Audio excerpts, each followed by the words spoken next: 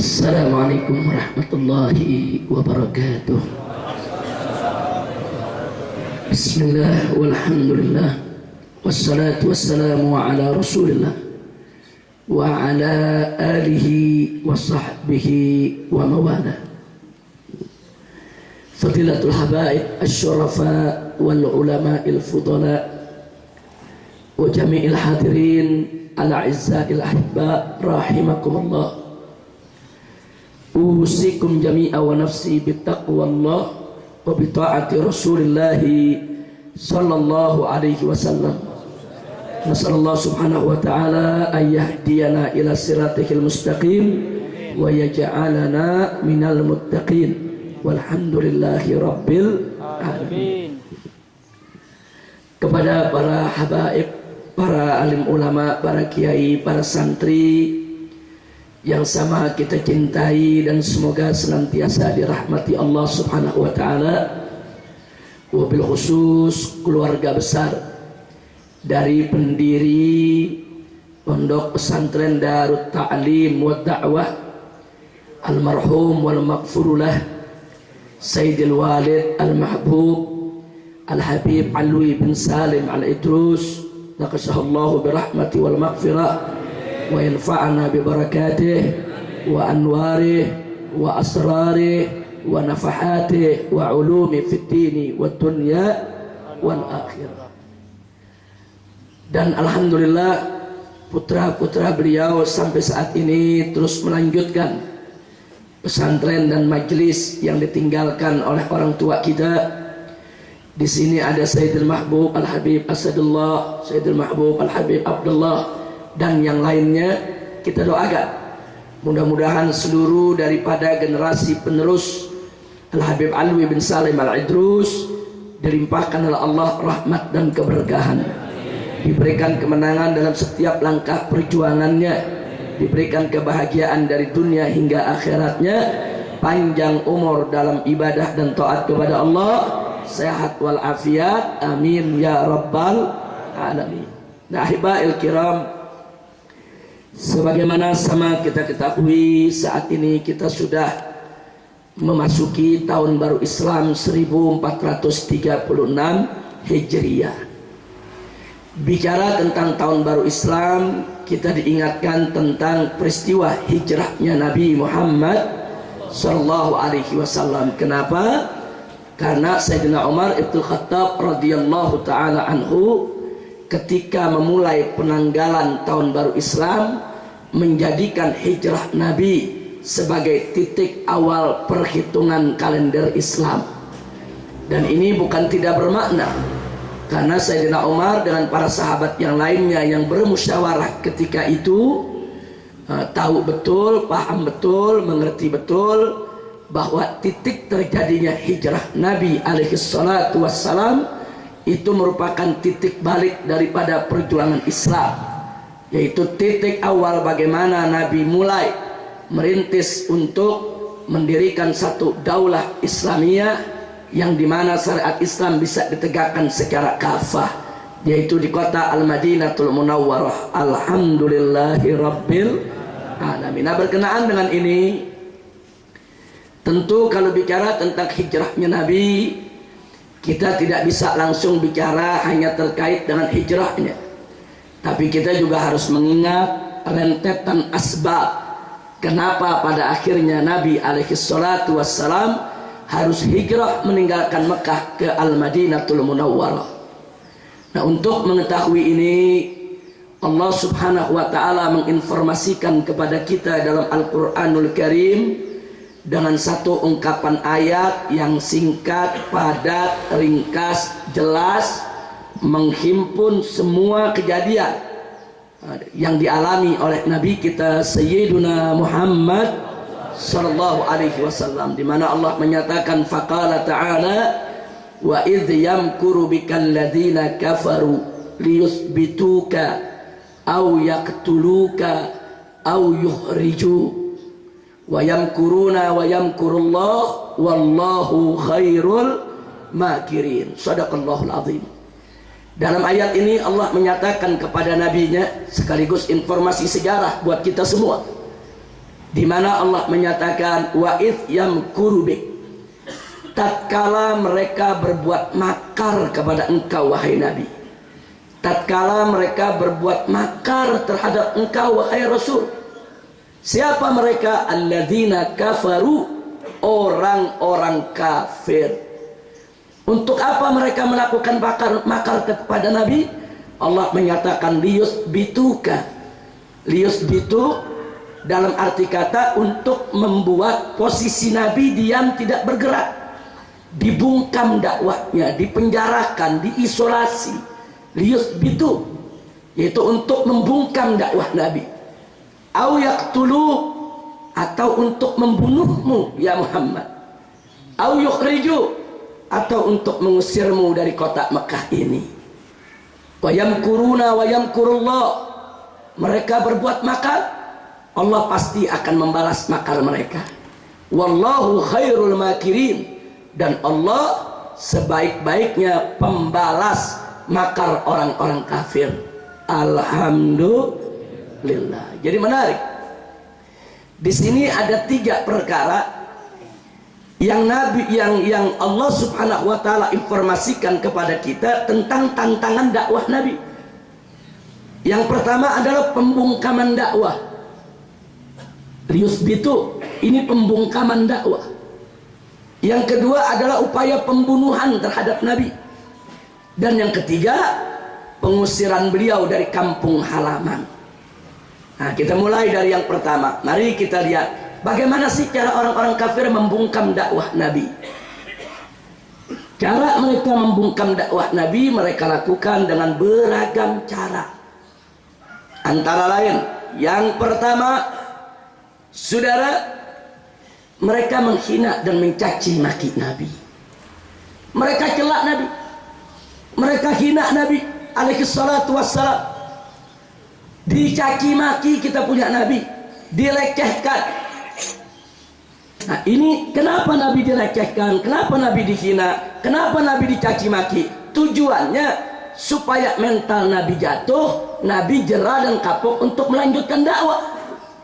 Tapi tentu Nabi kita mentalnya tidak serendah itu, saudara. Nabi kita mentalnya sudah begitu kuat, begitu baja, tidak akan pernah bisa diluluhkan hanya sekedar dengan caci maki. Maka itu begitu caci maki tadi datang kepada Nabi, Nabi tidak peduli, Nabi tidak melayani. Beliau tetap istiqamah berdakwah, mengajak umat kepada kalimat la ilaha illallah. Dan caci maki terhadap Nabi nggak main-main, saudara. Sampai istrinya Abu Lahab itu setiap pagi mewajibkan dirinya untuk ngetok pintu rumah Nabi hanya untuk mencaci maki dan meludahi muka Nabi. Tiap pagi ketok pintu, mana Muhammad? Ketemu diludahi, dicaci maki tiap hari. Jadi luar biasa. Belum lagi caci maki dari paman yang bernama Abu Lahab, belum lagi dari semua orang-orang kafir Quraisy.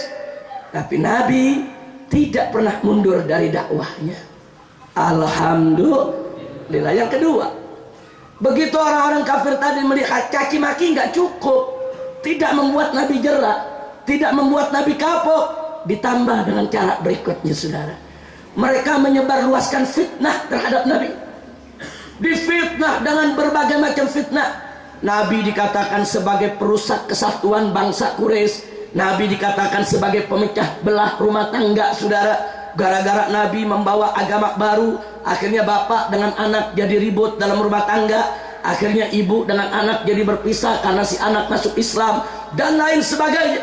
Sampai-sampai mereka mengatakan Muhammad itu sahirun majnun, tukang sihir yang sudah gila, memporak-porandakan persatuan bangsa dan menghancurkan rumah tangga, yaitu masyarakat Quraisy. Nggak sampai di situ. Setiap ada tamu datang dari luar kota Mekah, dijegat oleh tokoh-tokoh Quraisy. Dikatakan kalian mau masuk Mekah silakan, mau berdagang silakan, mau bermalam silakan, tapi hati-hati, jangan sampai kalian bertemu dengan Muhammad. Muhammad itu pendusta, pembohong, tukang sihir, orang yang sudah gila. Kalau kalian nanti ketemu dengan Muhammad, kalian akan kena sihirnya, dan itu bisa merusak daripada keutuhan hidup kalian di rumah kalian nanti. Oh, luar biasa, saudara. Apa tujuan fitnah tersebut? Nabi difitnah supaya masyarakat menjauh dari Nabi, supaya masyarakat takut yaitu dekat Nabi, supaya dakwah Nabi tidak berhasil, tidak lancar, tidak sukses. Ini namanya pembungkaman dakwah, saudara. Oh, banyak masyarakat yang terkena hasutan tadi, banyak masyarakat yang terkena penyesatan opini tadi, banyak masyarakat yang termakan fitnah tersebut, saudara. Lalu bagaimana Nabi? Apakah Nabi dengan keadaan seperti itu kemudian berhenti daripada dakwah? Tidak, saudara. Lalu bagaimana dengan fitnah-fitnah tersebut? Apakah Nabi membiarkan fitnah itu meluas kemana-mana? Atau apakah Nabi menghabiskan waktunya hanya untuk mengkanter fitnah saja? Enggak begitu, saudara. Ya, fitnah tersebut tidak dibiarkan oleh Nabi. Nabi mengkanternya, Nabi menjawabnya, tapi Nabi tidak menghabiskan hidupnya hanya untuk mengkanter fitnah, saudara. Kalau Nabi menghabiskan waktunya hanya untuk menjawab fitnah, kapan beliau mau berdakwah? Jadi beliau hadapi dengan mengkanter fitnah secukupnya, sisanya beliau habiskan untuk berdakwah. Jalan terus, tidak peduli dengan fitnah yang ada, saudara. Dan hasilnya luar biasa. Yang mau mendengarkan dakwah Nabi makin hari makin bertambah, makin hari makin banyak. Dan ini yang membuat orang-orang kafir Quraisy makin galau, saudara. Begitu cara kedua tadi juga gagal, tidak berhasil. Mereka membungkam dakwah Nabi. Mereka pakai cara yang ketiga, saudara. Cara yang ketiga sebetulnya mereka ingin ganggu fisik Nabi. Cuma mereka belum punya keberanian. Karena Abu Thalib paman Nabi, saudara, sudah menyatakan kesetiaannya untuk membela Nabi. Jangan coba-coba siapapun mengganggu daripada fisik Muhammad Sallallahu Alaihi Wasallam. Abu Thalib ketika itu berhasil menyatukan, yaitu Banu Hashim dan Banu Muttalib, saudara, untuk membela Nabi, baik yang muslim maupun yang kafir. Dua anak suku bangsa Quraisy ini begitu setia, mereka jaga Nabi. Artinya siapa yang ingin mengganggu Nabi berarti harus siap perang melawan pemuda-pemuda Banu Hashim dan Banu Muttalib, saudara. Nah itu karenanya mereka nggak berani untuk ganggu Nabi secara fisik, tapi mereka lakukan dengan cara lain. Mereka ancam Nabi, mereka teror, mereka takut-takuti, saudara, supaya Nabi ini ngeper, takut, down mentalnya, tidak melanjutkan dakwah. Lagi-lagi teror terhadap Nabi tidak berhasil karena Nabi punya mental baja, sudah. Enggak kendor dakwah Nabi hanya karena item teror dan intimidasi. Begitu gagal cara ketiga ini, mereka pakai cara yang keempat. Ini mereka tahu Muhammad ini cinta kepada para sahabatnya, Muhammad ini cinta kepada para pengikutnya. Lah kan pengikut Muhammad tidak semua punya qabilah yang kuat. Pengikut Muhammad ini kan banyak dari kalangan lemah. Kalau begitu kita siksa mereka. Disiksa pengikut Nabi, saudara, yang diseret, yang dianiaya. Bagaimana Ammar ibn Yasir radhiyallahu ta'ala anhu diseret oleh orang-orang kafir bersama kedua orang tuanya, dipaksa untuk murtad, dipaksa untuk keluar dari Islam. Yang kalau mereka tidak mau keluar dari Islam, dianiaya. Ammar diikat di tiang, ibu bapaknya dianiaya yang sudah tua renta, dipukuli, ditendangi, saudara. Ammar tidak kuat lihat ibunya dipukuli sedemikian rupa, menangis menjerit mohon pertolongan Allah, dan Ammar tetap bertahan dalam Islam.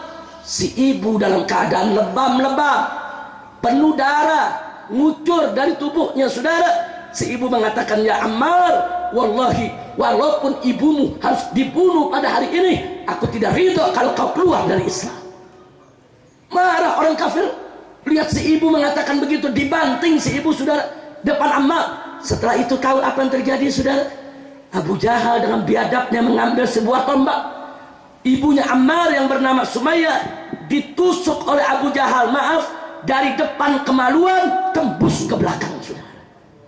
Mati sampai Ammar ibn Yasir pingsan dibuatnya, saudara. Selanjutnya ayahnya Ammar dibunuh juga. Kenapa mereka lakukan itu, saudara? Karena mereka tahu Nabi cinta kepada umatnya, cinta kepada para sahabatnya. Mereka mau hancurkan jiwa Nabi, mereka mau hancurkan perasaan Nabi. Mereka mau permainkan cinta Nabi supaya Nabi menderita, supaya Nabi, saudara, secara psikologis terganggu dan Nabi tidak lagi berani untuk melanjutkan dakwah. Bukan itu saja, saudara. Bagaimana sahabat-sahabat yang lain, saudara, seperti Khabbab umpamanya disetrika kepalanya. Bagaimana ada perempuan yang disiksa hingga buta matanya, saudara.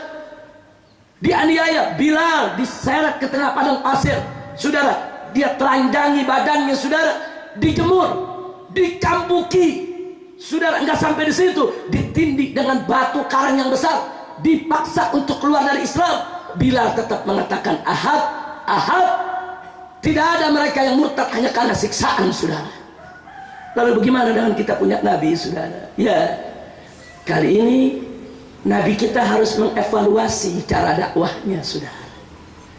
Nabi berhenti sejenak karena ini persoalan sangat serius. Sahabat disiksa dan dibunuh, saudara. Nabi dihadapkan dalam posisi yang sangat dilematis. Kalau beliau tidak berdakwah, beliau berdosa, karena itu kewajiban dari Allah. Tapi kalau beliau berdakwah, sahabat beliau, pengikut beliau dibunuh. Beliau dihadapkan kepada posisi yang serba sulit. Meninggalkan dakwah berarti meninggalkan perintah Allah. Berdakwah berarti membiarkan para sahabat dibunuh. Nabi berhenti sejenak. Beliau berpikir dalam, berpikir keras, bagaimana supaya dakwah jalan, sahabat tetap aman, saudara. Inilah salah satu bukti fatonahnya Nabi kita, cerdasnya yang luar biasa dalam berdakwah, saudara. Beliau stop sebentar itu dakwah, saudara. Kemudian beliau cari informasi di mana tempat yang bisa aman buat para sahabatnya yang lemah ini untuk menjaga iman dan akidahnya. Dan dalam waktu yang singkat beliau sudah dapat kabar ada satu negeri bernama Habasyah, dipimpin oleh seorang penguasa yang digelari Najasyi, seorang Nasrani, seorang ahlul kitab, tapi yang sangat toleran, yang tidak akan mengganggu umat beragama lain untuk ibadah di negerinya, saudara. Dan Nabi mendapatkan berita bukan sembarang berita, bukan sekadar isu, tapi betul-betul Nabi tatabut, Nabi betul-betul ta'aqqud, saudara. Kalau ini berita bisa dipertanggungjawabkan. Setelah berita itu matang, Nabi umumkan secara diam-diam kepada para sahabatnya, saudara. Sembunyi-sembunyi, supaya orang kafir tidak tahu, jangan sampai bocor, saudara. Alhamdulillah, saudara, akhirnya ketika itu dipimpin oleh sepupu Nabi yang bernama Ja'far bin Abi Thalib dan Utsman ibn Affan, saudara. Puluhan umat Islam diam-diam meninggalkan kota Mekah menuju daripada Habasyah. Begitu orang kafir Quraisy tahu ada puluhan orang Islam pengikut Nabi berangkat ke negeri Habasyah, bukan mereka diam, mereka kejar, saudara. Mereka kejar. Begitu sampai di negeri sana, saudara, mereka datang ketemu Najasyi. Ini pembantu-pembantunya Najasyi, menteri-menterinya Najasyi, dikasih hadiah oleh orang kafir Quraisy. Untuk apa? Untuk membujuk Najasyi agar orang-orang Islam tersebut dikembalikan ke kota Mekah, saudara. Dia bayar kepada para menterinya sampai bisa ketemu dengan Najasyi. Begitu digelar pertemuan dengan Najasyi, saudara, Abu Sufyan memimpin daripada delegasi orang-orang kafir Quraisy, sementara kaum muslimin dipimpin oleh Ja'far bin Abi Thalib. Nah, ketika itu, saudara, dihasut Najasyi. Salah satu hasutan Abu Sufyan apa? Hei Najasyi, kau tanya ini kepada orang-orang yang punya agama baru, dia hina agama kamu. Maksudnya dia hina itu agama Nasrani. Coba kamu tanya apa pandangannya soal Isa. Karena Abu Sufyan tahu umat Nasrani ini sangat memuliakan Nabi Isa. Kemudian Najasyi bertanya ke Ja'far, apa betul kalian punya pernyataan yang kalian dapat dari Muhammad tentang Isa? Coba bacakan kepadaku. Ja'far bin Abi Thalib, saudara, orang cerdas, orang pandai, hafal Al-Quran. Beliau keluarkan satu persatu ayat-ayat Al-Quran yang bicara tentang Isa alaihissalam, yang membuat Najasyi, saudara, terkejut, kaget, terkagum-kagum, sampai akhirnya Najasyi berdiri di hadapan Ja'far. Sebetulnya beda kalian dengan kami hanya segaris. Subhanallah, saudara, akhirnya Najasyi mempersilahkan umat Islam hidup, yaitu di Habasyah. Habasyah itu kalau sekarang disebut negeri Ethiopia, saudara. Dulu disebut Habasyah, Ethiopia yang ada di benua Afrika. Diberi kebebasan, umat Islam silakan ibadah, silakan menjalankan keyakinannya, dilindungi, diberikan suaka politik oleh Najasyi. Dan akhirnya saudara, Najasyi pun masuk Islam. Alhamdulillahirabbil alamin. Walaupun pada akhirnya belakangan beliau masuk Islam, tapi saya ingin cerita sebelum beliau masuk Islam, saudara, betapa beliau memberikan, yaitu satu toleransi, suaka, perlindungan kepada muhajirin, yaitu orang-orang yang berhijrah dari Mekah untuk menyelamatkan Islam dan akidah. Setelah Nabi dengar kabar bahwa Najasyi memberikan suaka politik, perlindungan, Nabi melanjutkan lagi dakwahnya di Mekah, saudara. Anda bisa lihat taktik Nabi, saudara. Bagaimana dakwah jalan, pengikut aman. Bagaimana dakwah jalan, pengikut ini tidak dipermainkan oleh orang-orang kafir, saudara. Inilah yang dilakukan oleh Nabi kita Sayyiduna Muhammad sallallahu alaihi wasallam. Gagal lagi orang kafir untuk membungkam dakwah Nabi, gagal. Nah, lalu apa yang mereka lakukan kali ini, saudara? Setelah berulang kali mereka pakai macam-macam cara gagal, sampai dibunuh pengikut Nabi juga gagal, saudara. Akhirnya saudara, mereka mengutus salah satu tokoh mereka untuk kompromi dengan Nabi, ya saudara. Kompromi. Utusan mereka datang, ya Muhammad, kita satu bangsa, kita satu keluarga, kenapa kita bertikai? Kami sekarang mengajukan proposal perdamaian denganmu. Bagaimana kita hidup damai, kita hidup rukun di Mekah, tidak saling merugikan satu sama lain. Nabi menanyakan proposal perdamaian yang bagaimana. Apa mereka bilang? Yuk sama-sama kita bersatu di Mekah. Hari ini kita rame-rame menyembah Allah, besok rame-rame menyembah Lat dan Uzza, berhala. Nanti hari berikutnya lagi rame-rame menyembah Allah, hari berikutnya lagi rame-rame menyembah berhala. Jadi kita damai, nggak usah ribut, saling mengakui. Luar biasa. Ternyata saudara, Abu Jahal dan kawan-kawan tokoh liberal juga, saudara. Ini kan namanya campur aduk agama ini. Ini campur aduk agama ini, saudara. Semua agama sama, menyembah Allah, menyembah berhala sama, kan ajaran liberal itu. Jadi kalau sekarang ada orang liberal berarti pengikut Abu Jahal. Abu Jahal ini liberal pertama ini, saudara. Nah, lalu apa jawab Nabi ketika itu? Bukan lagi Nabi yang jawab, Allah yang jawab, saudara. Allah turunkan kepada Nabi firman-Nya yang maha suci, saudara. Allah nyatakan kepada beliau, qul ya ayyuhal kafirun la a'budu ma ta'budun wala antum 'abiduna ma a'bud wala ana 'abidum ma 'abadtum wala antum 'abiduna ma a'bud lakum dinukum waliyadi. Allah yang suruh qul, katakan hai Nabi, katakan hai Muhammad, jawab. Enggak nunggu besok, enggak ada tuh jawaban, entar dulu ya, ditimbang-timbang dulu. Enggak ada, saudara. Ini masalah akidah. Masalah akidah enggak bicara pertimbangan, saudara. Langsung harus dijawab dengan tegas. Makanya Allah katakan, katakan kepada mereka, ya Muhammad, jawab. Ya ayyuhal kafirun, hei orang-orang kafir, la a'budu ma ta'budun. Aku tidak menyembah apa yang kalian sembah. Wala antum 'abiduna ma a'bud, dan kalian tidak menjadi penyembah apa yang kami sembah. Wala ana 'abidum ma 'abadtum, dan aku pun tidak menjadi penyembah apa yang kalian sembah. Sekali lagi, wala antum 'abiduna ma a'bud, kalian tidak menjadi penyembah apa yang kami sembah. Lakum dinukum, bagi kalian agama kalian, waliyadin, dan bagiku adalah agamaku. Saya mau tanya, itu jawabannya tegas tidak ya? Tegas, enggak abu-abu, saudara.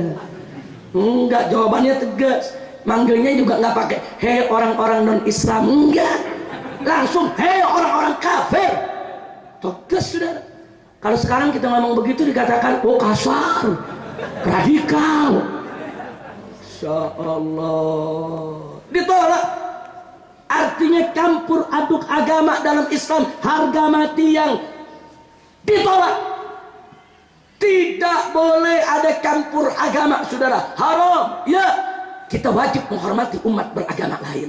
Ya, kita tidak boleh mencaci maki mereka, kita tidak boleh mengganggu ibadah mereka. Ya, tapi bukan berarti kita kebablasan mengikuti daripada ritual mereka, sudah. Betul Allah menyatakan dalam Al-Qur'anul Karim, faqala ta'ala wa la tasubbul ladzina yad'una min dunillah fayasubbullaha adwan bighairi ilmin. Jangan sekali-kali kau mencaci maki orang-orang yang menyembah selain Allah. Jangan kau caci maki agamanya, caci maki sesembahannya, caci maki ajarannya. Enggak boleh. Kenapa? Sebab kalau itu kalian lakukan, kata Allah, fayasubullah, nanti mereka mencaci maki Allah. Adwan bighairi ilmin, kelewat batas, penuh kebencian, permusuhan tanpa ilmu pengetahuan. Jangan sampai Allah mereka caci maki, jangan coba-coba kita caci maki agama mereka. Subhanallah. Tapi bukan berarti kita kebablasan ikut ritual mereka. Ngaku Islam, Idul Fitri, Lebaran, Natal ikut Natalan. Apa ceritanya, saudara? Ngaku Islam, Idul Fitri nih, berhari raya, Idul Adha berhari raya, saudara. Begitu Valentine, anak-anak muda pada ikut-ikutan. Inna lillahi wa inna ilaihi raji'un. Mau ngapain kita ikut hari raya orang sampai kayak kekurangan hari raya gitu? Inna lillahi wa inna ilaihi raji'un. Akhirnya orang kafir gagal lagi, saudara, membungkam dakwah Nabi. Nah, kali ini, saudara, begitu mereka sudah gagal membungkam dakwah Nabi dengan hal yang sedemikian rupa, kali ini mereka ingin sogok Nabi. Oh, Nabi nggak bisa diajak kompromi, campur aduk agama. Coba kita tawarkan sogokan buat Nabi. Datang lagi mereka, saudara, ke Nabi. Apa mereka bilang? Ya Muhammad, apa sih yang kau mau dengan kau punya dakwah? Apa yang kau mau? Kalau kau mau jadi raja, kami nobatkan kau sebagai raja Arab, rajanya bangsa Quraisy. Kami siap melayanimu dan membelamu. Kalau kau ingin wanita cantik, kami akan kumpulkan wanita-wanita tercantik di tengah bangsa Quraisy, akan kami berikan kepada engkau. Kalau kau menginginkan harta benda, kami berikan separuh dari harta benda seluruh bangsa Quraisy untukmu, ya Muhammad. Tapi tinggalkan kau punya kerjaan ini. Jangan kau sebarkan agama barumu ini. Tetap kita bersatu dalam agama nenek moyang kita. Luar biasa, saudara. Ini yang mereka tawarkan, dan tetap ditolak oleh Nabi, saudara. Begitu ditolak oleh Nabi, mereka marah. Mereka datang ke Abu Talib. Apa mereka bilang? Ya Abu Talib, kesabaran kami sudah habis. Kami sudah tawarkan aneka ragam tawaran kepada Muhammad. Muhammad tidak mau. Kalau Muhammad masih tetap berkeras seperti ini, ya Abu Talib, maka sudah kesabaran kami sudah habis. Kami akan kumpulkan pemuda-pemuda dari seluruh bangsa Quraisy. Kami akan bunuh Muhammad. Dan kalau kau coba-coba mencegah kami dengan Bani Hasim atau Bani Muttalib, maka kami akan perangi kalian secara bersama-sama. Diancam. Abu Talib diam, saudara. Akhirnya begitu mereka pulang, saudara, ternyata pada saat mereka menyampaikan itu semua, Nabi ada di dalam rumah Abu Talib. Nabi disembunyikan oleh Abu Talib, saudara. Nah, begitu akhirnya mereka pulang, Abu Talib mengatakan kepada Nabi sambil menangis, ya Muhammad, kau sudah dengar apa yang mereka katakan? Kali ini aku lihat mereka tidak main-main. Begitu Nabi melihat Abu Talib menangis, saudara, Nabi ikut menangis. Bukan menangis karena takut, tapi karena terharu dengan cinta Abu Talib, terharu dengan kasih sayang Abu Talib. Sampai Abu Talib sedih untuk menjaga daripada Nabi. Begitu Abu Talib melihat Nabi menangis, saudara, Abu Talib memastikan, ya Muhammad, kau jangan bersedih. Aku tidak akan meninggalkanmu, tidak. Apapun putusanmu, aku akan bela. Tapi apa yang aku harus katakan kepada mereka? Apa jawab Nabi? Nabi katakan ke Abu Talib, ya ammi, ya Abu Talib, qul li Quraisy, qul li Quraisy, law wada'at asy-syamsa fi yamini wal qamara fi yasari ala an atruqa hadzal amr wallahi ma taraktu. Sampaikan kepada mereka, wahai pamanku Abu Talib, jangankan mereka tawarkan tahta, harta, wanita. Andai kata mereka meletakkan matahari di sebelah kananku, bulan di sebelah kiriku, agar aku meninggalkan daripada yaitu kewajiban dakwah ini, wallahi demi Allah, mata waktu tidak akan pernah aku tinggalkan. Imma aku berhasil atau aku mati dalam dakwah ini. Subhanallah. Jadi ucapan Nabi ini, saudara, ada dua dimensi. Pertama, jangankan tawaran harta, tahta, wanita, tawaran matahari, bulan, dan seisi dunia buat Nabi, Nabi tidak tinggalkan dakwah. Itu dimensi pertama. Dimensi kedua, jangankan ancaman tadi, diancam mau dibunuh sama orang-orang Quraisy, saudara, mau dikepung, mau dikerubuti. Andaikan matahari, bulan ditibanin kepada Nabi, yang beratnya luar biasa, saudara. Ya kalau orang ketiban bulan matahari pasti mati, saudara. Nabi nggak peduli seberat apapun tantangannya. Artinya dimensinya ada dua. Semanis apapun tawarannya, sehebat dan seberat apapun ancaman dan tantangannya, tetap Nabi tidak akan meninggalkan dakwah. Subhanallah. Batal lagi, gagal lagi mereka punya upaya membungkam dakwah Nabi. Hari ini apa yang mereka lakukan? Mereka kumpul di Ka'bah, saudara. Mereka kumpul bersama-sama. Mereka tunjukkan kemarahan mereka, saudara. Mereka kumpulkan pemuda-pemuda Quraisy dengan pedang terhunus. Mereka datangi yaitu Abu Talib untuk mereka bunuh kita punya Nabi, saudara. Tapi ketika berita itu tersebar, seluruh pemuda Bani Muttalib dan Bani Hashim menghunus pedang, rame-rame datang ke syubahnya Abu Talib, saudara. Rame-rame mengepung rumah Abu Talib. Mereka siap perang, mereka siap mati.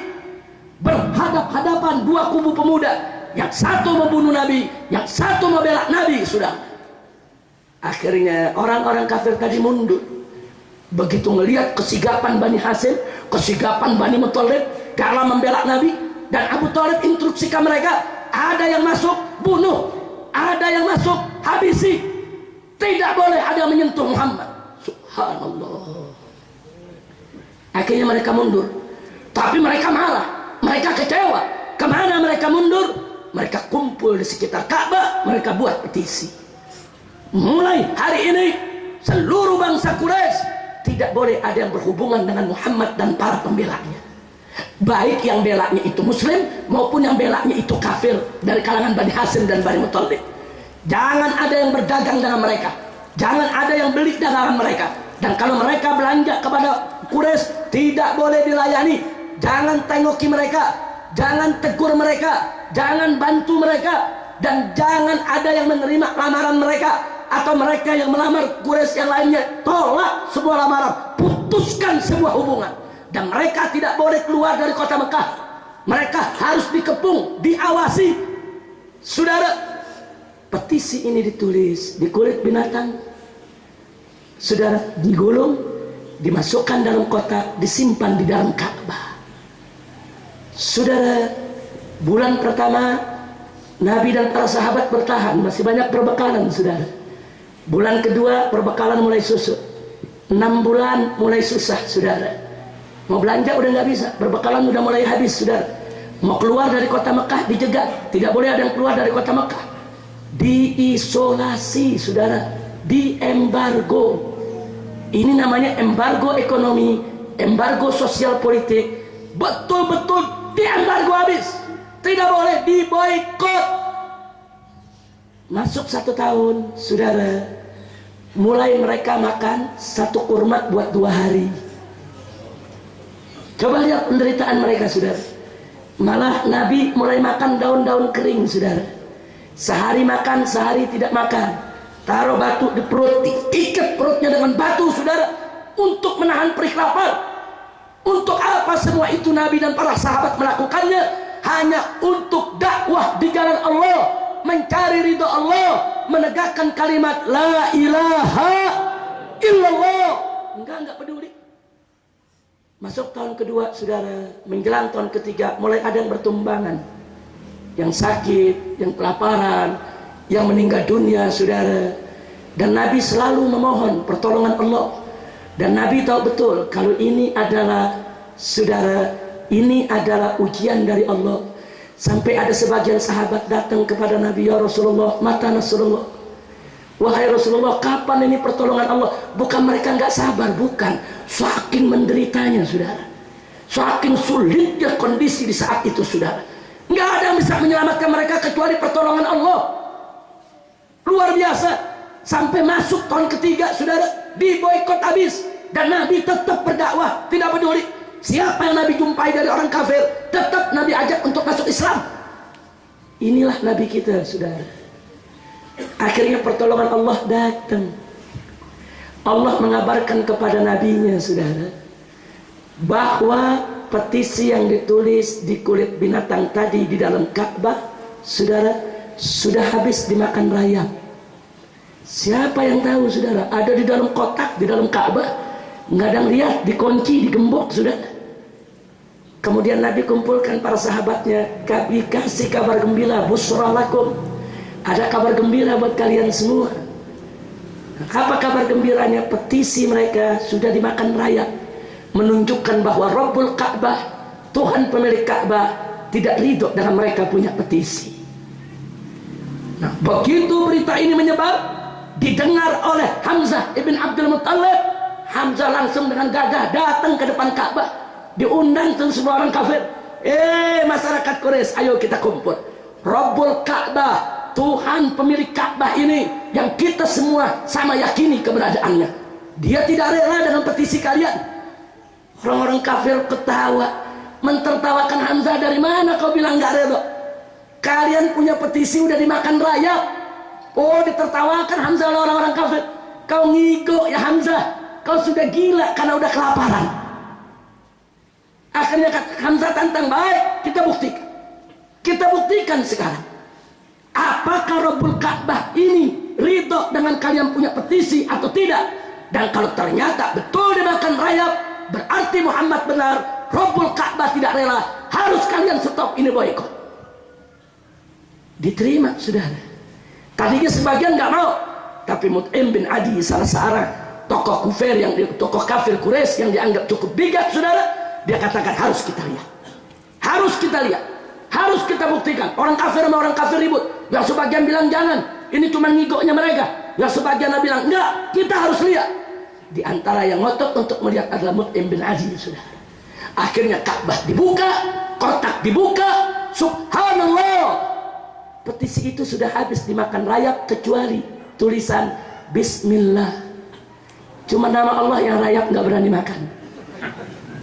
Loh kok pakai Bismillah? Karena memang orang-orang kafir ini, mereka percaya Allah itu ada, tapi mereka tidak mentauhidkan Allah. Di samping Allah mereka menyembah daripada berhala-berhala. Makanya dalam Al-Quran Allah menyatakan kepada Nabi, wala in sa'altahum man khalaqas samawati wal ard la yaquluna Allah.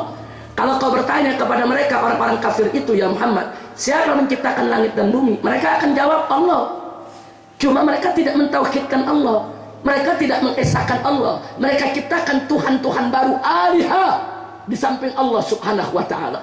Jadi dalam tulisan tadi mereka masih sebut nama Allah, dengan nama Allah, dengan nama Lat, dengan nama Uzza, dengan nama Manat, dengan nama berhala. Yang lain dimakan rayap, kecuali Bismillah yang tidak dimakan rayap. Subhanallah, rayap tahu mana Tuhan yang benar, mana Tuhan yang nggak benar. Rayap tahu saudara. Kan kelewatan kalau manusia nggak tahu, dikasih akal oleh Allah. Nah, mudah-mudahan kita semua selalu dikuatkan iman oleh Allah subhanahu wa ta'ala. Begitu dilihat sedemikian rupa, sebagian tokoh Quraisy mengatakan boikot tetap harus berlanjut, tapi Mut'im bin Adi mengatakan tidak bisa. Ini bukti Rabbul Ka'bah yang sama kita yakini keberadaannya tidak rela dengan petisi kita. Stop, tidak boleh kita lakukan dan tidak boleh lagi kita lanjutkan ini. Stop. Akhirnya mereka tidak boikot lagi saudara. Mulailah Nabi dengan mereka berbelanja lagi, bergaul lagi, berhubungan lagi, dan Nabi terus berdakwah lagi. Alhamdulillah. Tapi mereka orang kafir Quraisy gak puas. Ini bagaimana caranya untuk menghentikan daripada dakwah Nabi? Nah, kemudian saudara, mereka bikin aturan. Saudara, aturannya adalah saudara, bahwa Nabi kalau ingin di kota Mekah tidak boleh berdakwah lagi. Mereka tidak boikot, tapi Nabi nggak boleh keliling untuk dakwah. Nah, akhirnya apa yang terjadi? Nabi hijrah ke Taif. Karena sebelum itu saudara, Nabi tidak mereka ganggu, mereka tetap berdakwah. Tapi ada satu berita duka datang. Setelah selesai masa-masa sulit tadi saudara, istri Nabi tercinta, tulang punggung dakwah Nabi, Sayyidatuna Khadijatul Kubra radhiyallahu taala anha meninggal dunia. Dan beberapa bulan berikutnya Abu Thalib juga meninggal dunia. Begitu dua orang ini meninggal dunia, gembira orang-orang kafir Quraisy saudara. Bagi mereka pelindung Nabi sudah tidak ada, pembela Nabi sudah tidak ada, penyokong dana dakwah Nabi sudah tidak ada. Mulai saat meninggalnya Abu Thalib, mereka mulai mengganggu Nabi secara fisik. Karena setelah Abu Thalib meninggal, tidak ditemukan satu tokoh yang mampu menggantikan peran Abu Thalib untuk menyatukan Bani Hashim dan Bani Muthalib untuk membela Nabi sebagaimana yang dilakukan oleh Abu Thalib. Mereka mulai ganggu Nabi. Sekarang Abu Thalib udah nggak ada lagi yang bela Nabi. Nabi mulai diganggu fisiknya saudara. Begitu beliau sedang munajat di depan Ka'bah kepada Allah, tiba-tiba orang-orang kafir datang saudara. Salah satu dari mereka maju, dililit leher kita punya Nabi dengan kain panjang, diseret-seret saudara, sampai Nabi tercekik, matanya melotot, tidak bisa nafas, muka merah, diseret. Di saat-saat yang genting tersebut muncul Sayyidina Abu Bakar Siddiq. Begitu dari kejauhan melihat Nabi sedang diseret-seret, tidak bisa bernafas, Sayyidina Abu Bakar Siddiq mabur lari mengejar, didorong orang tersebut saudara. Beliau selamatkan kita punya Nabi. Sampai Abu Bakar Siddiq mengatakan, tegaknya kalian ingin membunuh seorang yang hanya mengajak kalian kepada la ilaha illallah, dilawan. Makanya jangan sembarangan kurang ajar kepada Sayyidina Abu Bakar sudah. Perjuangannya luar biasa bersama Nabi.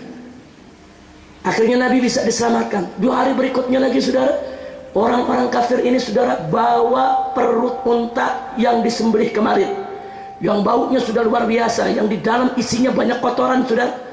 Begitu Nabi sedang sujud salat depan Ka'bah, mereka datang, mereka sirami itu Nabi dengan kotoran unta, dengan isi perut unta.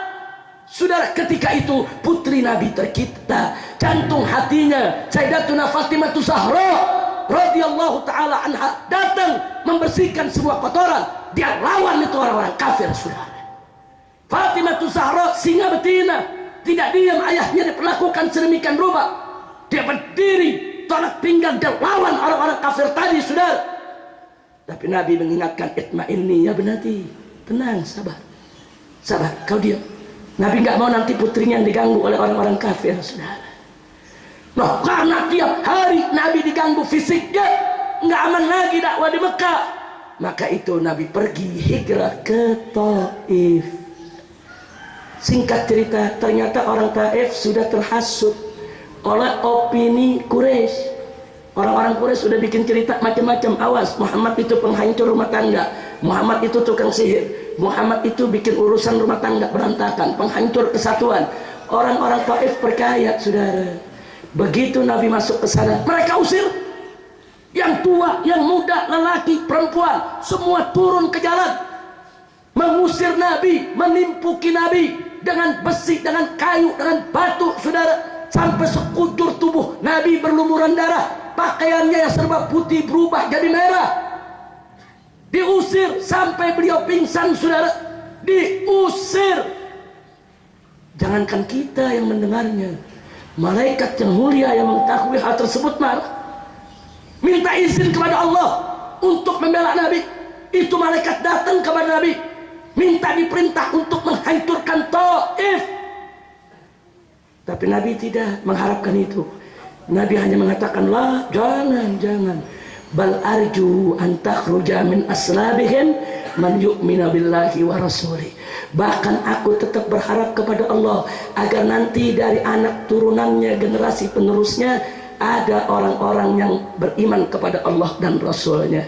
Makanya sampai detik ini tidak ada satu pendidik Taif pun yang kafir saudara, nggak ada. berkat doa Nabi kita Muhammad sallallahu alaihi wasallam. Begitu Nabi diusir, saudara, tinggal putra angkatnya Zaid ibn Harithah kebingungan, yang mendampingi Nabi. Ya Rasulullah, kita mau pergi kemana sekarang? Dari Mekah kita udah diusir, masuk Taif nggak diterima. Nah kalau Taif aja tetangga nggak nerima, bagaimana yang jauh-jauh? Kita nggak tahu keadaan mereka. Kata Nabi, tenang ya Zaid, Allah pasti akan beri jalan keluar. Nggak berapa lama kemudian kata Nabi, ya Zaid, kau datangi Mut'im bin Adi. Mut'im bin Adi itu tokoh kafir Quraisy yang sangat dihormati oleh masyarakat kafir Quraisy. Kau sampaikan kepada dia bahwa Muhammad minta suaka al-luju untuk boleh masuk ke Mekah lagi. Saudara, akhirnya Zaid ini mengatakan, ya Rasulullah, dia kafir, dia selama ini nggak bela kita. Tapi kata Nabi, enggak, kau temui aja dia. Kenapa Nabi suruh temui Mut'im bin Adi? Karena selama ini yang paling lunak Mut'im bin Adi. Selama ini yang mau bermuamalah dengan kaum muslimin Mut'im bin Adi. Selama ini yang menolak petisi boikot kaum muslimin Mut'im bin Adi. Dan pada akhirnya pun yang mendorong untuk pembatalan juga Mut'im bin Adi, saudara. Dan Mut'im bin Adi ini nggak pernah terdengar menyiksa orang-orang muslim, walaupun dia orang kafir, keras kafirnya. Jadi Nabi pandai memilih mana orang kafir yang bisa manfaat buat umat Islam, saudara. Akhirnya dikirimlah Zaid. Zaid temui, sembunyi-sembunyi masuk ke Mekah. Akhirnya Mut'im bin Adi bilang, baik, aku berikan suaka buat Muhammad, tapi Muhammad mesti ikut aturanku. Jangan Muhammad berdakwah semau-maunya. Diterima, saudara. Begitu Nabi masuk ke kota Mekah kembali, saudara, marah orang-orang kafir Quraisy. Kenapa Muhammad bisa masuk? Begitu mereka dengar yang memberikan, yaitu al-luju as-siyasi adalah Mut'im bin Adi, rame-rame mereka datang ke Mut'im bin Adi. Mereka tanya, ya Mut'im, engkau ini sebagai pemberi suaka atau sudah jadi pengikut Muhammad? Kalau jadi pengikut Muhammad dimusuhi, saudara. Tapi Mut'im mengatakan, bal ana syafi', aku ini cuma pemberi suaka, aku nggak ikut menjadi pengikut Muhammad. Nah itu ada aturan, saudara. Orang kalau sudah diberikan suaka kepada seorang tokoh kafir Quraisy nggak boleh diganggu. Dulu Nabi diberikan suaka oleh Abu Talib. Setelah Abu Talib nggak ada yang memberikan suaka, orang-orang kafir.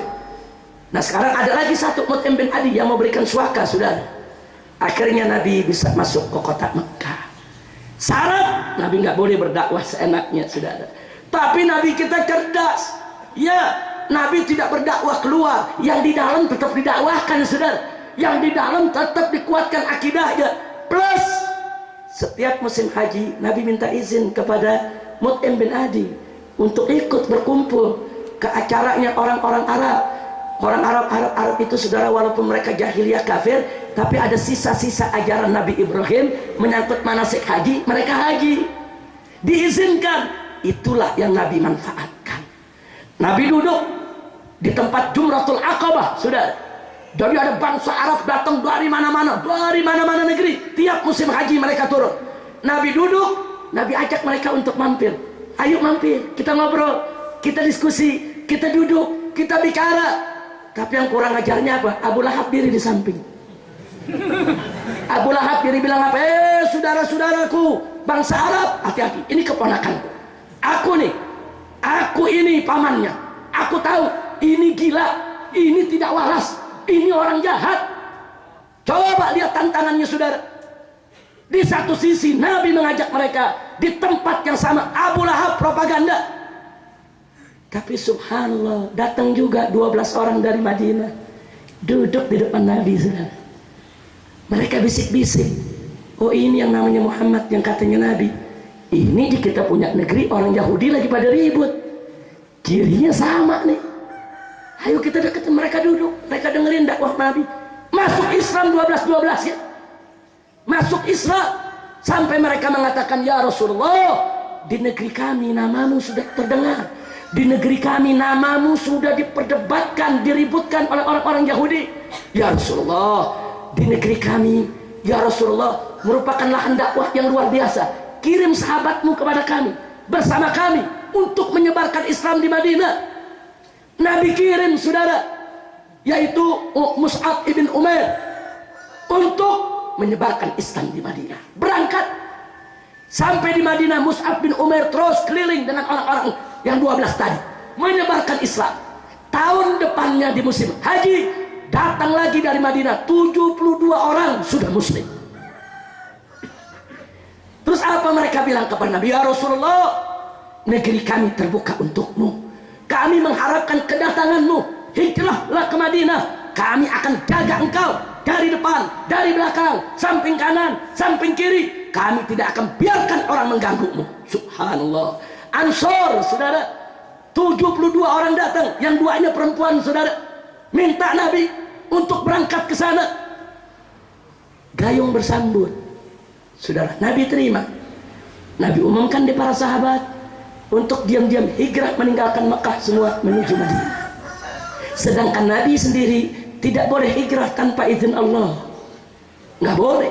Apapun resikonya, bagaimanapun situasinya, walaupun bahaya buat Nabi, sebelum diizinkan Allah, tidak boleh Nabi hijrah, saudara. Semua sahabatnya Nabi suruh hijrah, kecuali beberapa sahabat yang memang Nabi tahan, seperti Sayyidina Abu Bakar Siddiq untuk mendampingi Nabi, seperti Ali ibn Abi Thalib untuk menjaga keluarga Nabi, saudara. Luar biasa. Akhirnya saudara, sahabat-sahabat hampir semua hijrah ke Madinah. Hijrah. Disinilah orang-orang kafir khawatir, gawat ini, Muhammad sudah punya banyak pengikut di Madinah, kalau begitu kita rapat. Digelarlah rapat di Nadwah, sudah digelar rapat, semua orang kafir Quraisy diundang. Dalam riwayat diceritakan, Nabi yang kasih tahu kita, ketika itu ada iblis berwujud manusia, berpakaian seperti orang-orang Najd, saudara. Tahu orang Najd?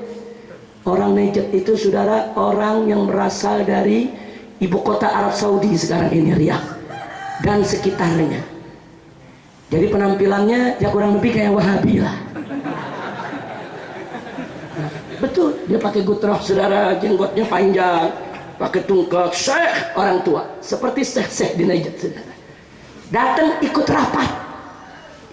rapat bersama orang kafir Quraisy. Mereka nggak tahu itu iblis, tapi Nabi yang menyampaikan kepada kita kalau itu iblis, saudara. Apa dalam rapat? Ada mengatakan dalam rapat, kami usul Muhammad harus kita penjara, nggak boleh dikeluarkan sampai mati, supaya Muhammad ini tidak bisa lagi menyebarkan agamanya. Saudara, iblis nyeletuk. Iblis kata iblis, jangan, kalau kalian penjara, besok yang di Madinah makin banyak mereka datang dengan senjata, mereka akan bebaskan Muhammad dan kalian dihabisi, mereka balas dendam. Akhirnya sebagian lagi bilang, ya sudah, kalau begitu kita usir aja Muhammad dari kota Mekah, terserah dia mau kemana. Iblis nyeletuk lagi, oh jangan, itu lebih bahaya lagi. Kalau Muhammad dilepas, dia berangkat ke Madinah, dia makin kumpulkan kekuatan. Apa kalian lupa selama ini kalian bunuh sahabatnya, kalian rampas harta bendanya, besok Muhammad datang, Muhammad akan balas dendam kepada kalian. Abu Jahal nunduk. Kata Abu Jahal, kalau begitu aku usulkan kita bunuh saja Muhammad. Iblis ngetuk, ini baru pendapat. Iblis dia yang ngetuk, ini baru pendapat bagus, emang mesti dibunuh. Tapi bagaimana cara bunuhnya? Setiap anak suku bangsa Quraisy harus terlibat, mengirim seorang pemuda dengan pedang terhunus ikut membunuh Nabi, sehingga kalau Bani Hashim menuntut utang darah, seluruh anak suku Quraisy ikut bertanggung jawab dalam pembunuhan. Dengan demikian Bani Hashim tidak bisa menuntut kita semua. Setuju, saudara? Luar biasa. Makanya kalau rapat hati-hati, iblis suka nyusup tuh. Iya, kadang-kadang pakaiannya kayak paling alim dia, saudara. Nggak tahunya iblis, saudara. Akhirnya berangkat. Singkat cerita, Nabi dikepung, saudara. Di malam itulah Nabi mendapat izin dari Allah untuk hijrah ke Madinah. Jadi Allah sudah tahu nih, ini malam bakal dikepung nih. Dari pagi Allah udah izinin untuk Nabi punya persiapan. Nabi hubungkan Sayyidina Abu Bakar, Nabi kasih tahu Sayyidina Ali ibn Abi Thalib, saudara. Masing-masing diberikan tugas oleh Nabi alaihi salatu wassalam. Akhirnya saya tidak mau lanjutkan ceritanya, Anda semua tahu, saudara. Bagaimana begitu Nabi sudah terkepung, Nabi buka pintu rumah beliau, beliau membaca beberapa ayat di awal surat Yasin. Itu semua yang ngepung Nabi, saudara, terkena ngantuk yang dahsyat sehingga tidur. Nah, cuman kadang-kadang disalahgunain sekarang, maling pakai surat Yasin juga. Katanya supaya penjaga dan yang punya rumah pules, kan kurang ajar itu. Masya Allah, ini untuk menunjukkan apa saudara? Nabi kita keluar dari Mekah bukan lewat gorong-gorong, bukan sembunyi-sembunyi, bukan lewat atas atap, tidak, tapi lewat di depan mata mereka. Dan dengan kekuasaan Allah, mereka tidak mampu untuk membendung Nabi. Bahkan saudara, sebelum jalan Nabi masih sempat ngambil pasir. Tiap tidur tiap orang ditaruh pasir kepalanya. Orang bertanya, maksudnya apa? Maksudnya Nabi mau ngasih pesen, nih gue jalan lewat mata lu nih, bukan ngumpat-ngumpat. Itu menunjukkan kecerdasan Nabi. Nabi hinakan mereka. Kau pikir kau bisa menjegalku? Kau pikir kau bisa menghadangku? Allah yang berkuasa. Wa yamkuruna wa yamkurullah wallahu khairul makirin. Alhamdulillah. Ini kalau diterusin 2 jam lagi nih, kalau diterusin bisa 2 jam lagi. Saya pikir cukup sampai di sini, lanjutannya di kedatangan yang akan datang, insya Allah. Nah, tapi apa hikmah yang saya mau ambil? Sebagaimana tadi disampaikan oleh Habib Asadullah, di mana dulu orang tua kita yang membangun tempat ini, saudara, itu termasuk deretan ulama-ulama, deresan habaib yang mengatakan yang hak itu hak, yang batil itu batil, lau matalaim. Karena beliau melanjutkan daripada cara berjuang datuknya, yaitu Sayyiduna Muhammad sallallahu alaihi wasallam. Beliau nggak peduli mau difitnah, mau dicaci maki, mau diejek, mau diancam, mau dibunuh, nggak peduli. Yang penting yang hak tetap hak, yang batil tetap batil. Tidak boleh kita takut untuk menegakkan dakwah di jalan Allah Subhanahu wa taala. Nah, mudah-mudahan keberanian semacam itu menular, yaitu kepada seluruh santri-santrinya, generasi penerusnya, liisil Islam wal muslimin, amin ya rabbal alamin. Nah, kesimpulan yang saya ingin ambil, Nabi dulu berjuang dicaci maki. Saya tanya habaib dan ulama yang saat ini berjuang istiqomah, di dalam perjuangannya ada yang dicaci maki? Ada. Nggak usah kaget, al ulama warasatul dia. Ulama itu pewaris Nabi, mesti ngewarisi ilmu Nabi, ngewarisi akhlak Nabi, ngewarisi resiko dakwah Nabi. Nabi dulu dicaci maki, ya ulama mesti siap dong dicaci maki. Nabi dulu difitnah, ya ulama mesti siap dong untuk difitnah. Nabi dulu saudara diteror, diintimidasi, ulama mesti siap dengan teror dan intimidasi. Dulu Nabi kuat, nggak mempan diteror, akhirnya pengikutnya diteror. Ulama sekarang pun jangan kaget kalau mereka kuat, nggak mempan diteror, bisa santrinya yang diteror dan dianiaya, saudara. Jangan kaget. Dulu saudara, Nabi dulu dibujuk oleh orang-orang kafir untuk campur aduk agama. Sekarang pun begitu juga. Ulama-ulama dibujuk untuk campur agama. Ulama disuruh ikutlah ke gereja. Ulama disuruh ikutlah Natalan, saudara. Jadi ulama mesti siap menghadapi yang begitu. Dulu Nabi menolak campur aduk agama. Ulama juga wajib untuk menolak campur aduk agama. Nah, dulu Nabi kita lihat diboikot, saudara. Jangan kaget kalau ada ulama sekarang berjuang diboikot. Orang nggak boleh nyumbang dia, orang nggak boleh nyumbang majelisnya, saudara. Kalau dia dagang jangan ada yang beli, kalau perlu listriknya diputusin, saudara. Coba kita lihat. Jadi jangan kaget dengan tantangan-tantangan semacam itu. Dulu Nabi mau dibunuh, dikepung saat hijrah, saudara. Jangan kaget kalau ulama sekarang juga direncanakan untuk dibunuh. Dan Nabi dulu diusir dari kota Mekah, saudara. Jangan kaget kalau ada ulama nanti diusir dari kampung halaman, bahkan dari negerinya, saudara. Harus siap kalau ingin menjadi warasatul anbiya. Itu saja yang saya mau sampaikan pada hari ini, dan saya minta maaf karena saya langsung harus ke Darut Tauhid sekarang ini, sebab nanti ba'da zuhur saya juga harus langsung ke Sidoarjo, yaitu ada dialog dengan para kiai, para tokoh masyarakat, yaitu tentang wawasan kebangsaan dalam pandangan Islam. Jadi dari saya cukup sekian. Saya mohon maaf atas segala kekurangan, kekhilafan dan kesalahannya. Akhirnya pesan saya yang terakhir, yuk mari kita cintai Nabi, yuk mari sama-sama kita ikuti daripada ajaran Nabi. Dan yang paling akhir saya ingatkan, jaga baik-baik akidah Ahlus Sunnah wal Jamaah. Siap jaga akidah Ahlus Sunnah wal Jamaah? Siap jaga akidah Ahlus Sunnah wal Jamaah. Jadi jangan terpengaruh dengan ajaran Wahabi, ajaran Syiah, ajaran-ajaran yang ada di luar Ahlus Sunnah. Saudara, jangan ada terpengaruh. Yuk kita perkuat akidah kita di Ahlus Sunnah wal Jamaah agar kita mengikuti jalan yang lurus sebagaimana jalan yang pernah ditetapkan oleh Nabi Muhammad sallallahu alaihi wasallam. Sekian, terima kasih atas segala perhatian. Mohon maaf atas segala kekurangan. Hadani Allah wa iyyakum ila siratikal mustaqim. Wassalamualaikum warahmatullahi wabarakatuh.